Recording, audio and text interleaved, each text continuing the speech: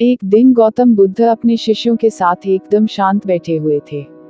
उन्हें इस प्रकार बैठे हुए देख उनके शिष्य चिंतित हुए कि कहीं वे अस्वस्थ तो नहीं हैं। एक शिष्य ने उनसे पूछा कि आज वह मौन क्यों बैठे हैं, क्या शिष्यों से कोई गलती हो गई है।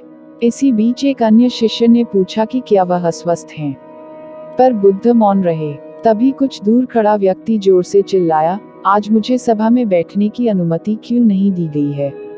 बुद्ध आंखें बंद करके ध्यानमग्न हो गए। वह व्यक्ति फिर से चिल्लाया, मुझे प्रवेश की अनुमति क्यों नहीं मिली। इस बीच एक उदार शिष्य ने उसका पक्ष लेते हुए कहा कि उसे सभा में आने की अनुमति प्रदान की जाए।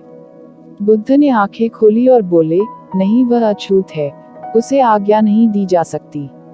यह सुन शिष्यों को बड़ा आश्चर्य हुआ। बुद्ध उनके मन का भाव समझ गए और बोले, हाँ, वह अछूत है। इस पर कई शिष्य बोले कि हमारे धर्म में तो जात पात का कोई भेद ही नहीं, फिर वह अछूत कैसे हो गया। तब बुद्ध ने समझाया, आज वह क्रोधित होकर आया है।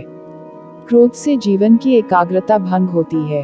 क्रोधी व्यक्ति प्रायः मानसिक हिंसा कर बैठता है, इसलिए वह जब तक क्रोध में रहता है तब तक अछूत होता है। इसलिए उसे कुछ समय एकांत में ही खड़े रहना चाहिए। क्रोधित शिष्य भी बुद्ध की बातें सुन रहा था। पश्चाताप की अग्नि में तपकर वह समझ चुका था कि अहिंसा ही महान कर्तव्य व परम धर्म है। वह बुद्ध के चरणों में गिर पड़ा और कभी क्रोध न करने की शपथ ली। आशय यह कि क्रोध के कारण व्यक्ति अनर्थ कर बैठता है और बाद में उसे पश्चाताप होता है। इसलिए हमें क्रोध नहीं करना चाहिए। असल मायने में क्रोधित व्यक्ति अछूत हो जाता है और उसे अकेला ही छोड़ देना चाहिए।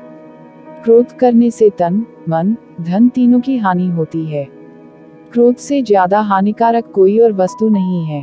बुद्ध ने कहा भी है, क्रोध को पाले रखना गर्म कोयले को किसी और पर फेंकने की नियत से पकड़े रहने के समान है, इसमें आप ही जलते हैं।